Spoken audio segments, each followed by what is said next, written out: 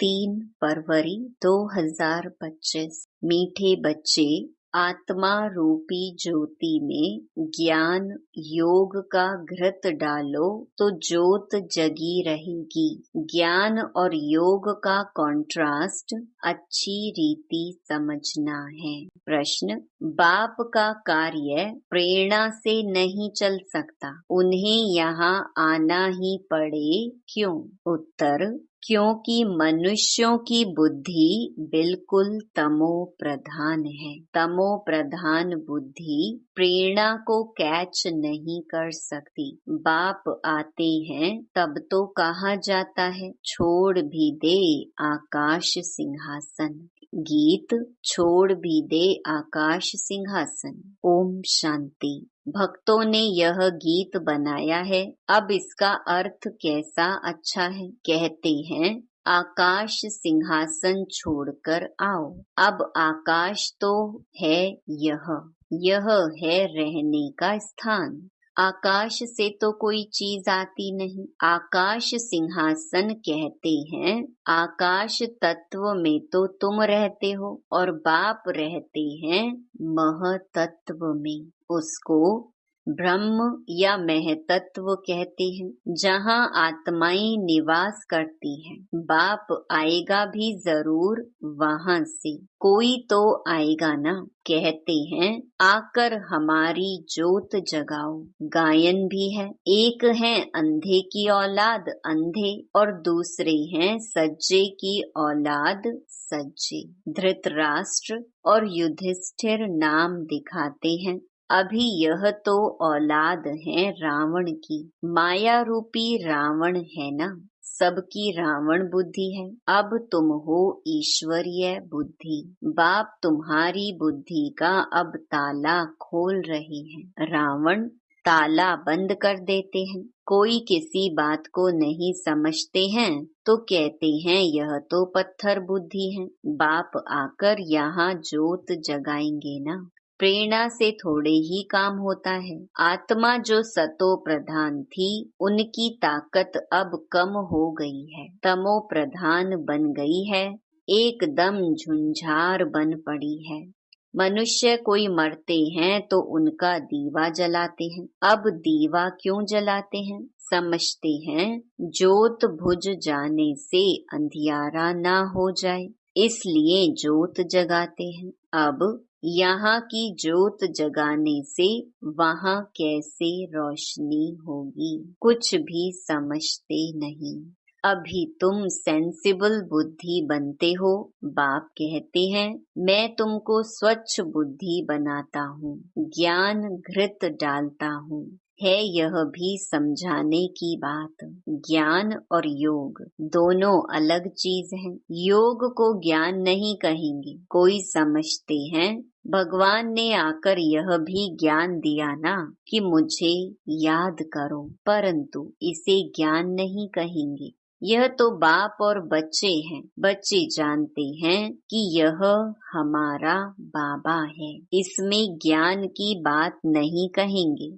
ज्ञान तो विस्तार है, यह तो सिर्फ याद है। बाप कहते हैं, मुझे याद करो बस। यह तो कॉमन बात है, इनको ज्ञान नहीं कहा जाता। बच्चे ने जन्म लिया सो तो जरूर बाप को याद करेगा ना। ज्ञान का विस्तार है।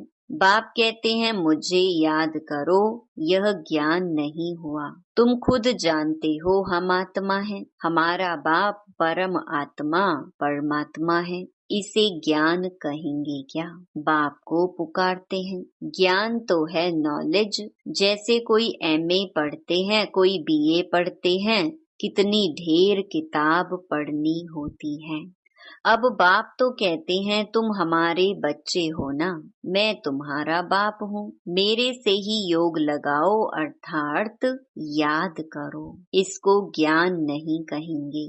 तुम बच्चे तो हो ही, तुम आत्माएं कब विनाश को नहीं पाती हो। कोई मर जाते हैं तो उनकी आत्मा को बुलाते हैं। अब वह शरीर तो खत्म हो गया, आत्मा भोजन कैसे खाएगी? भोजन तो फिर भी ब्राह्मण खाएंगे, परंतु ये सब हैं भक्ति मार्ग की रस्म। ऐसे नहीं कि हमारे कहने से वह भक्ति मार्ग बंद हो जाएगा। वह तो चलता ही आता है। आत्मा तो एक शरीर छोड़ जाए दूसरा लेती है। बच्चों की बुद्धि में ज्ञान और योग का कॉन्ट्रास्ट स्पष्ट होना चाहिए। बाप जो कहते हैं मुझे याद करो, यह ज्ञान नहीं है। यह तो बाप डायरेक्शन देते हैं। इनको योग कहा जाता। ज्ञान है सृष्टि चक्र कैसे फिरता है उसकी नॉलेज। योग अर्थात याद। बच्चों का फर्ज है बाप को याद करना। वह है लौकिक, यह है पारलौकिक। बाप कहते हैं मुझे याद करो, तो ज्ञान अलग चीज हो गई। बच्चे को कहना पड़ता है क्या कि बाप को याद करो। लौकिक बाप तो जनते ही याद रहता है। यहाँ बाप की याद दिलानी पड़ती है। इसमें मेहनत लगती है। अपने को आत्मा समझ बाप को याद करो, यह बहुत मेहनत का काम है। तब बाबा कहते हैं योग में ठहर नहीं सकते हैं। बच्चे लिखते हैं बाबा याद भूल जाती है। ऐसे नहीं कहते कि ज्ञान भूल जाता है। ज्ञान तो बहुत सहज है। याद को ज्ञान नहीं कहा जाता। इसमें माया के तूफान बहुत आते हैं। भल ज्ञान में कोई बहुत तीखे हैं, मुरली बहुत अच्छी चलाते हैं, परंतु बाबा पूछते हैं याद का चार्ट निकालो, कितना समय याद करते हो। बाबा को याद का चार्ट यथार्थ रीति बनाकर दिखाओ। याद की ही मुख्य बात है। पतित ही पुकारते हैं कि आकर पावन बनाओ। मुख्य है पावन बनने की बात। इसमें ही माया के विघ्न पड़ते हैं। शिव भगवानुवाच याद में सब बहुत कच्चे हैं। अच्छे अच्छे बच्चे जो मुरली तो बहुत अच्छी चलाते हैं, परंतु याद में बिल्कुल कमजोर हैं। योग से ही विकर्म विनाश होते हैं। योग से ही कर्मेंद्रियां बिल्कुल शांत हो सकती हैं। एक बाप के सिवाय और कोई याद ना आए, कोई देह भी याद ना आए। आत्मा जानती है यह सारी दुनिया खल्लास होनी है। अब हम जाते हैं अपने घर, फिर आएंगे राजधानी में। यह सदैव बुद्धि में रहना चाहिए। ज्ञान जो मिलता है वह आत्मा में रहना चाहिए। बाप तो है योगेश्वर जो याद सिखलाते हैं। वास्तव में ईश्वर को योगेश्वर नहीं कहेंगे, तुम योगेश्वर हो। ईश्वर बाप कहते हैं मुझे याद करो। यह याद सिखलाने वाला ईश्वर बाप है। वह निराकार बाप शरीर द्वारा सुनाते हैं। बच्चे भी शरीर द्वारा सुनते हैं। कई तो योग में बहुत कच्चे हैं, बिल्कुल याद करते ही नहीं। जो भी जन्म जन्मांतर के पाप हैं सबकी सजा खाएंगे। यहाँ आकर जो पाप करते हैं वह तो और ही 100 गुना सजा खाएंगे। ज्ञान की तिक तिक तो बहुत करते हैं, योग बिल्कुल ही नहीं है, जिस कारण पाप भस्म नहीं होते, कच्चे ही रह जाते हैं। इसीलिए सच्ची सच्ची माला 8 की बनी है। 9 रतन गाए जाते हैं। 108 रतन कब सुने हैं? 108 रत्नों की कोई चीज नहीं बनाते हैं। बहुत हैं जो इन बातों को पूरा समझते नहीं हैं। याद को ज्ञान नहीं कहा जाता।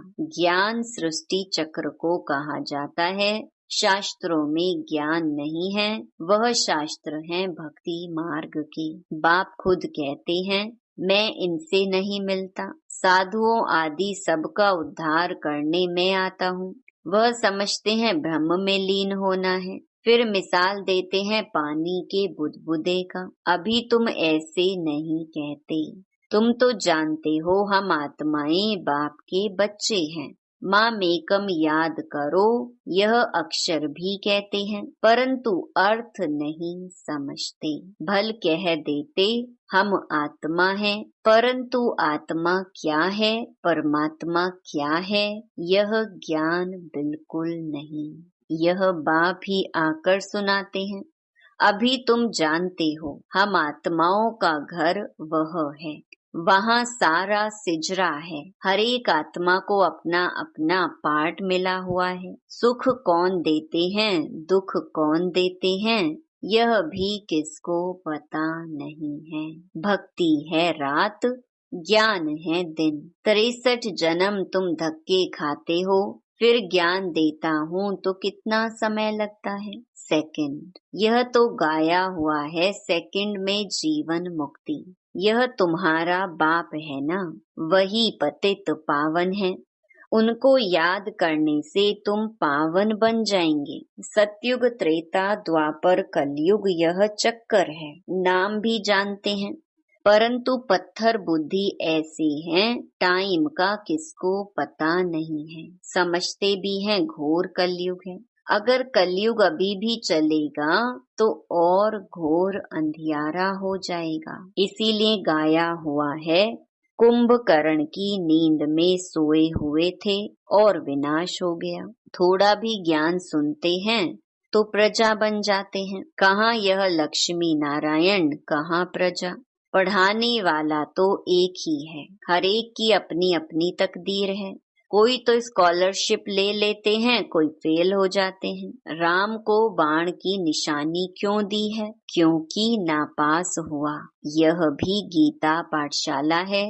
कोई तो कुछ भी मार्क्स लेने लायक नहीं। मैं आत्मा बिंदी हूँ, बाप भी बिंदी है, ऐसे उनको याद करना है। जो इस बात को समझते भी नहीं हैं, वह क्या पद पाएंगे। याद में ना रहने से बहुत घाटा पड़ जाता है। याद का बल बहुत कमाल करता है। कर्मेंद्रियां बिल्कुल शांत शीतल हो जाती हैं। ज्ञान से शांत नहीं होंगी, योग के बल से शांत होंगी। भारतवासी पुकारते हैं कि आकर हमको वह गीता का ज्ञान सुनाओ। अब कौन आएगा? श्री कृष्ण की आत्मा तो यहाँ है। कोई सिंहासन पर थोड़े ही बैठते हैं, जिसको बुलाते हैं। अगर कोई कहे हम क्राइस्ट की आत्मा को याद करते हैं, अरे वह तो यहाँ ही है। उनको क्या पता कि क्राइस्ट की सोल यहाँ ही है, वापस जा नहीं सकती। लक्ष्मी नारायण पहले नंबर वालों को ही पूरे 84 जन्म लेने हैं, तो और फिर वापस जा कैसे सकते? वह सब हिसाब है ना। मनुष्य तो जो कुछ बोलते हैं सो झूठ। आधा कल्प है झूठ खंड, आधा कल्प है सच खंड। अभी तो हर एक को समझाना चाहिए, इस समय सब नरकवासी हैं, फिर स्वर्गवासी भी भारतवासी ही बनते हैं। मनुष्य कितने वेद, शास्त्र, उपनिषद आदि पढ़ते हैं, क्या इससे मुक्ति को पाएंगे? उतरना तो है ही। हर चीज सतो रजो तमो में जरूर आती है। न्यू वर्ल्ड किसको कहा जाता है, किसको भी यह ज्ञान नहीं है। यह तो बाप सम्मुख बैठ समझाते हैं। देवी देवता धर्म कब किसने स्थापन किया, भारतवासियों को कुछ भी पता नहीं है। तो बाप ने समझाया है, ज्ञान में भल कितने भी अच्छे हैं, परंतु योग में कई बच्चे नापास हैं। योग नहीं तो विकर्म विनाश नहीं होंगे, ऊंच पद नहीं पाएंगे। जो योग में मस्त हैं वही ऊंच पद पाएंगे। उनकी कर्मेंद्रियां बिल्कुल शीतल हो जाती हैं। देह सहित सब कुछ भूल दे ही अभिमानी बन जाते हैं। हम अशरीरी हैं, अब जाते हैं घर। उठते बैठते समझो, अब यह शरीर तो छोड़ना है। हमने पार्ट बजाया, अब जाते हैं घर। ज्ञान तो मिला है, जैसे बाप में ज्ञान है, उनको तो किसको याद नहीं करना है। याद तो तुम बच्चों को करना है। बाप को ज्ञान का सागर कहा जाता है, योग का सागर तो नहीं कहेंगे ना। चक्कर का नॉलेज सुनाते हैं और अपना भी परिचय देते हैं। याद को ज्ञान नहीं कहा जाता, याद तो बच्चे को आपे ही आ जाती है। याद तो करना ही है, नहीं तो वर्षा कैसे मिलेगा।